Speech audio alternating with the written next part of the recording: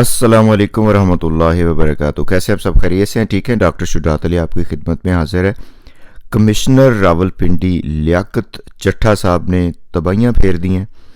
उन्होंने short press conference एक की और उसमें बताया कि किस तरीके से इलेक्शन में रिगिंग की है उन्होंने, और किस तरीके से जाली ठप्पे लगाए गए, किस तरीके से जो हारे हुए कैंडिडेट थे मुस्लिम लीग नून के ज़्यादातर, उनको जितवाया गया, और जो पीटीआई के कैंडिडेट थे जीते हुए 50-50 हज़ार 70-70 हज़ार की लीड से उनको हरा दिया गया। कमिश्नर लियाकत अली चट्ठा ने कहा है कि उन्होंने बहुत ज़्यादा सर्व किया एरिया को, लेकिन ये जो काम उन्होंने किया है ये उनके ज़मीर के ऊपर बहुत बड़ा बोझ था।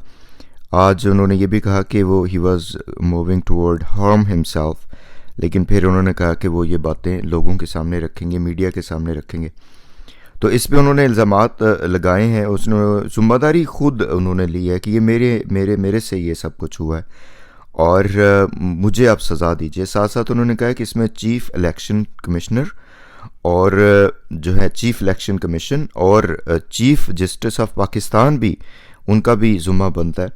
हमारे तरफ से तो ये है कि सारे लोग ही इस चीज़ के ज़िम्मेदार हैं। पिछले 75 सालों से जो कुछ हो रहा है वो भी ज़िम्मेदार है, लेकिन 2 सालों से जो कुछ हो रहा है ये तो ज़िम्मेदार है ही हैं।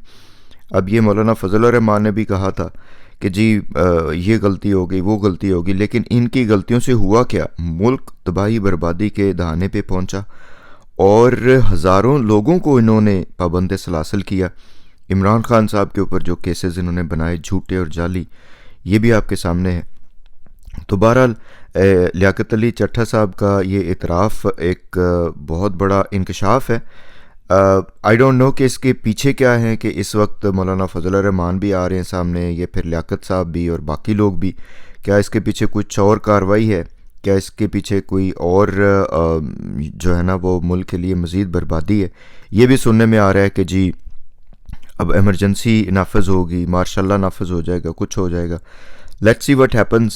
ये पता चला है कि लियाकत साहब को गिरफ़्तार कर लिया गया है और उनको गायब भी शायद कर दिया जाएगा। कुछ लोगों ने कहा है कि ये जो लियाकत साहब है इनका दिमागी तवाज़ुन ठीक नहीं है, वो हामिद मीर साहब या इस तरह के नहीं, हामिद मीर नहीं, जो कोई और मीर साहब हैं, वो आमिर मीर साहब आई बिलीव। और साथ साथ फिर ये भी कहा कि ये जो अपने हैं आपके क्या नाम है उनका, काशिफ अब्बासी को इंटरव्यू देते हुए हनीफ अब्बासी ने कहा कि इनका दिमाग ठीक नहीं है। तो दिमाग तो सबके इनके अपने ख़राब हैं जिन्होंने ये कार्रवाइयाँ करवाई हैं।